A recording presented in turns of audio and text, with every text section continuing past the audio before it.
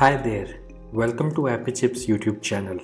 I am Amber Jain and today we will learn how to install this app on Mac using Homebrew, which is also popularly known as simply Brew. But before we get started, let me answer some frequently asked questions first. To start with, what does a package manager like Homebrew does? Well, a package manager lets you install, uninstall or repair apps on your Mac. A package manager is very similar to App Store on macOS or Microsoft Store on Windows operating systems, except that a package manager uses commands that you type on Mac terminal to install or uninstall different programs. Some of the popular package managers for Mac include Homebrew, Nix, and Macports. And if you are coming from a Linux background, you will feel at home with Homebrew, especially if you have used package managers like apt, pacman, yum, etc. on Linux based operating systems. Next up, is it safe to install the Mac apps via Homebrew? Short answer, yes. In fact, Homebrew is the most popular and thus most widely used package manager on macOS.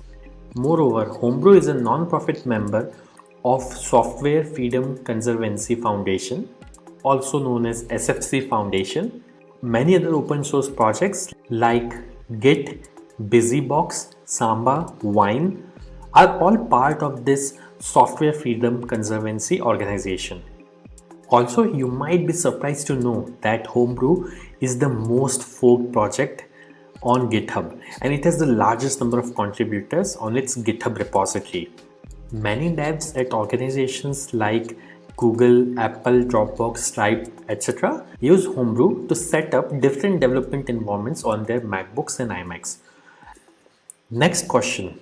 Can you use Homebrew to install programs on Apple Silicon or more popularly known as M1 MacBooks?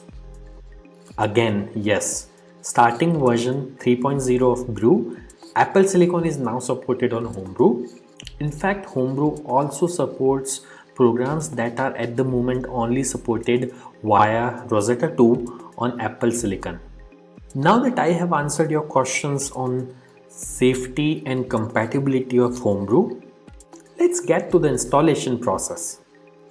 Before we can install anything using Brew, we need to install the package manager itself, that is Homebrew, on your Mac. So let's see now how can we install Brew on Mac. Let me open my Mac here. First, you need to press Command and space on your keyboard. This will open Spotlight Search on your Mac. And then you have to type terminal.app.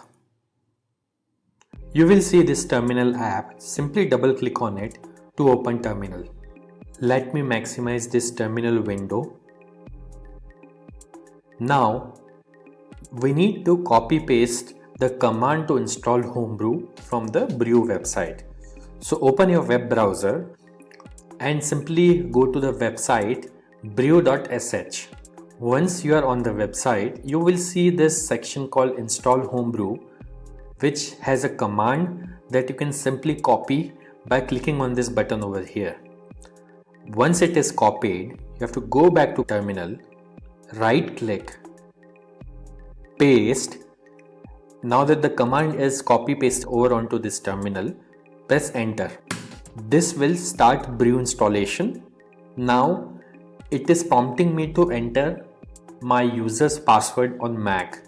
I am going to type the password now, but it won't be visible on your terminal. Once you have entered the password, simply press enter, and if the password is correct, the script will continue.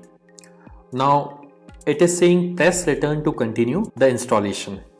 I'll press enter here, and this will start the installation of Homebrew on my Mac.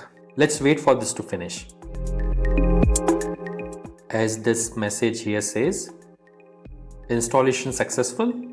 So that's it. Brew is successfully installed on your Mac now.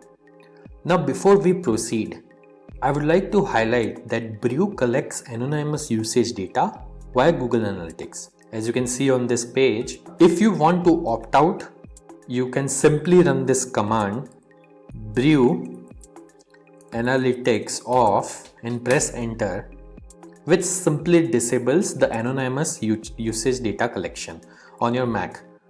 Now let's update the package database locally by pulling the metadata of the latest packages on a local map from the central Brew repository. This should typically take less than a minute to complete depending on your internet connection speed. To do so, simply type the command brew update and press enter. As you can see, my local Brew database is already up to date because I just installed Brew on my system. Now to install the app, let's run the brew install command. Mind you, if during installation, if you're prompted to enter a password, enter your Mac user's password to continue.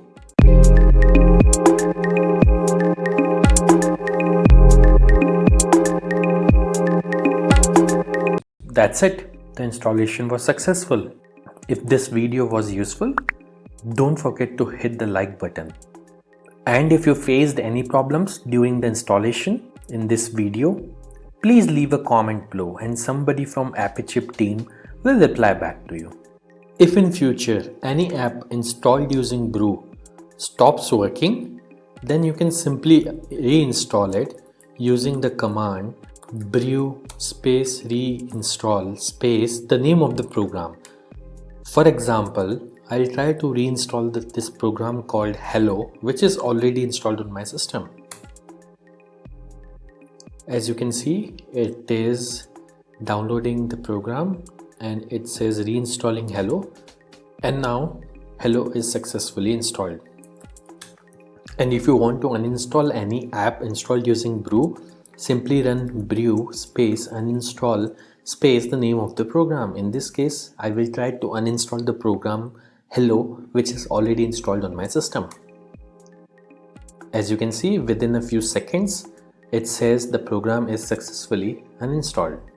Also, over time, Brew might end up consuming disk space on your Mac as it keeps installers of the programs that you had installed on your hard disk in a cache directory.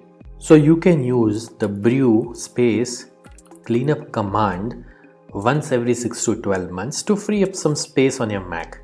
This command removes app installers and older versions of the packages only. It would not uninstall any of the apps that you have installed.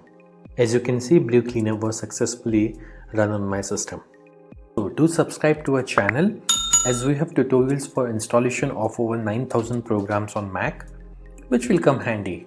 If you need to install other apps on Mac in future, chances are that we have got it covered already.